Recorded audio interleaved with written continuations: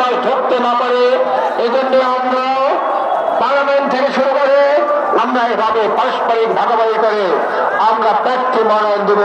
যে দলের এমপি প্রার্থী থাকবে অন্য দলের বোঝা চেয়ারম্যান হবে, ইউনিয়নের চেয়ারম্যান এভাবে ভাগাভাগি করে আমরা চেয়ারম্যান হব, ও 9টা ওয়ার্ডের মেম্বারও ভাগাভাগি করে আমরা মেম্বার হব, যাতে কোনো চাঁদাবাদ স্বৈরাচার কোনো দুর্নীতিবাদ যেন জনপ্রতিনিধির নামে জনগণকে ভোটা দিতে না পারে। সময় ভাই আমার ইতিমধ্যে খবর এসেছে জনগণের যে জাগ্রত চেতনা দেখে তাদের কাজ মেরে ভাববো আমরা বাংলাদেশকে নতুন বাংলাদেশে করতে চাই। এই পচা